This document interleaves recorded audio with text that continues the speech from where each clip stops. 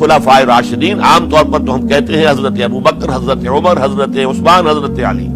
میں نے اپنی ذاتی رائے، حقیر سی رائے عرض کی ہے، اس میں حضرت حسن کا دور بھی شامل ہونا چاہیے 6 مہینے کا.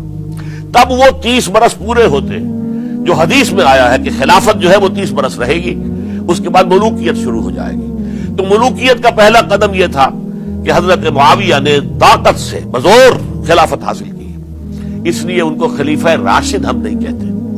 البتہ یہ ضرور ہے کہ ان کا دور بہت پرسکون دور تھا. البتہ جب 10 برس گزر گئے حضرت معاویہ کے دور حکومت کو، اب میں یہاں لفظ خلافت کی بجائے دور حکومت استعمال کر رہا ہوں، جو کہ خلافت راشدہ سے ذرا اس کا فرق واضح ہو جائے.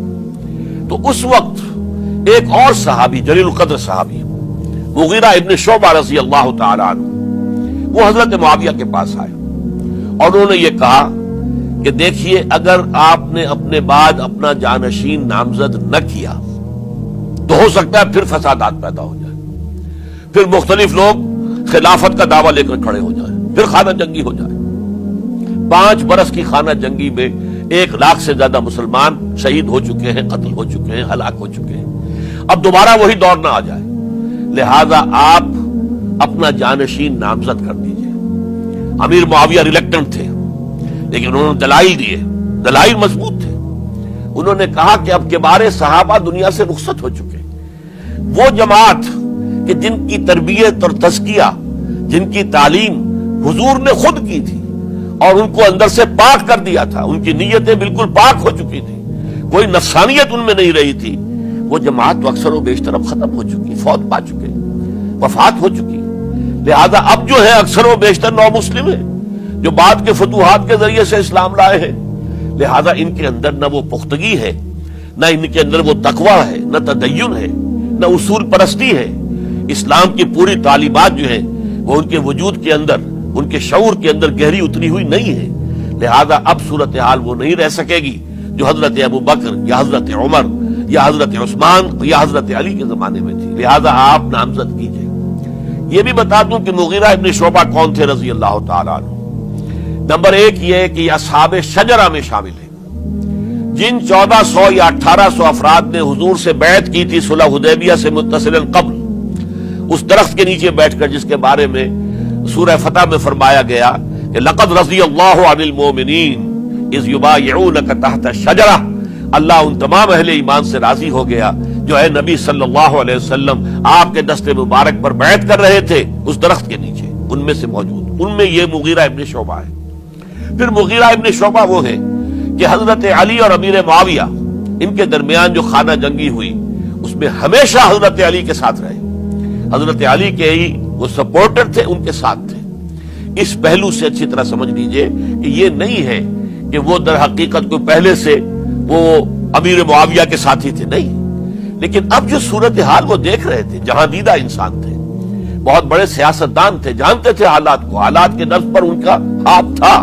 لہذا انہوں نے یہ مشورہ دیا اور پھر امیر معاویہ نے اس مشورے کو قبول کر لیا اور یزید کی ولی عہدی کا اعلان کر دیا.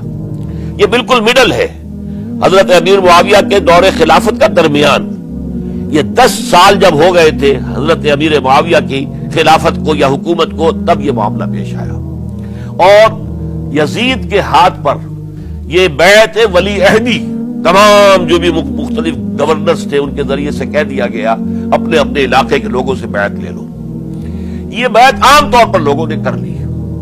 البتہ 5 شخصیتیں جو بہت نمایاں تھیں انہوں نے اس بیعت سے انکار کیا. ان میں کون تھے ذرا نوٹ کیجئے. حضرت ابو بکر فوت ہو چکے، ان کے بیٹے عبد الرحمن ابن ابی بکر. حضرت عمر فوت ہو چکے، ان کے بیٹے عبداللہ ابن عمر. حضرت زبیر فوت ہو چکے، ان کے بیٹے عبداللہ ابن زبیر. حضرت عباس فوت ہو چکے، ان کے بیٹے عبداللہ ابن عباس. حضرت علی شہید ہو چکے، ان کے بیٹے حسین ابن علی رضی اللہ تعالی عنہم اجمعین. یہ 5 جو امت کے بہت بڑے 5 افراد کے گویا کے وہ چشم و چراغ تھے ان گھرانوں کے، انہوں نے انکار کیا. اور ان میں خاص طور پر عبد الرحمن ابن ابی بکر نے یہ جملہ کہا کہ تم چاہتے ہو کہ قیصر و کسریٰ کی سنت پر عمل کرو کہ باپ کے بعد بیٹا حاکم بن جائے. یعنی ایک قدم تو خلافت کا نظام پہلے ہی نیچے اتر چکا. مشاورت سے تو حضرت امیر معاویہ کا بھی جو نسب ہوا ہے وہ مشاورت سے نہیں ہوا. ایک درجے میں وہ جو اللہ تعالیٰ کے رسول نے عمارت بنائی تھی شاندار، اس خلافت کا جو سیاسی نظام تھا، اس میں ایک تو کڑی آ چکی زوال کی کہ ایک شخص نے طاقت کے ذریعے سے خلافت حاصل کر لی.